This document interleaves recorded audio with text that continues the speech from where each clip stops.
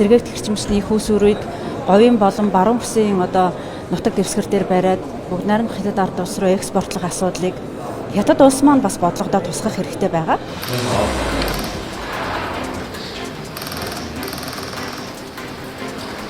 Сая жишээ нь их хурлын даргын айлчлалын хүрээнд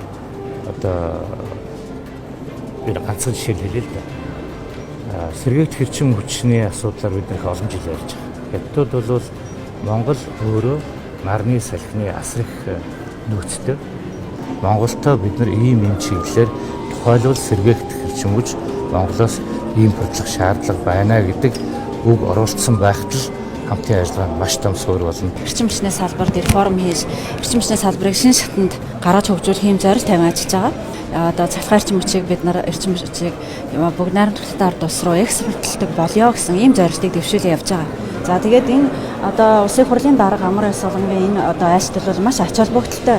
Энэ үйл ажиллагаанд бол маш их үнэтэй хувь нэмэр оруулах ийм айлчлал болоо гэж үзэж байгаа. Дээд хэмжээний үндэсний аюулгүй байдлын зүйлийн 3 гишүүний нэг айлчилж байна гэдэг бол дээд хэмжээний айлчлал.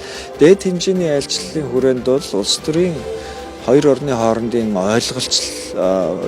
ойлголцлын суурь байнга тавигдж байдаг.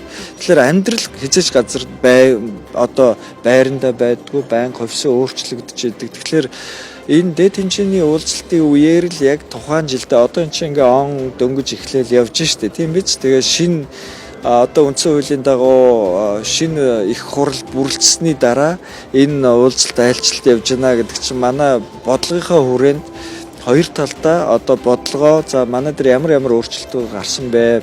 Эсвэл өөрчлөлтүүд гараагүй юу? Ийм бодлого дээр манайх байр суурь бол хэвэндээ байгаа шүү.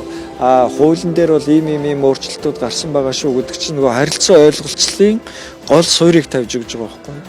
За одоогоор бол Монгол хятадын гадаад худалдааны эргэлт бол 18.3 тэрбум $5 хүрсэн байж байгаа. За энэ тоог бол эх жилүүдэд бол 2 дахин нэмэгдүүлэхтэй. За тэр дундаа бол малын гаралтай түүхийн эдийн экспортыг нэмэгдүүлэх.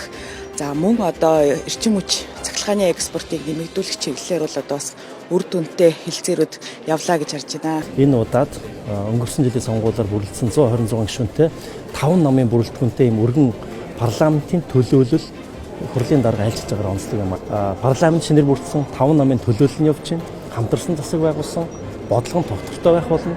Жижиг улс төр ихээсээ илүү том асуудлуудаа бодлогын зүйлсээ хөгжлийн бодлого хэрэгжүүлэлт илүү төвлөрч ажиллана гэсэн мессежийг өгж байгаагаар онцлог юм.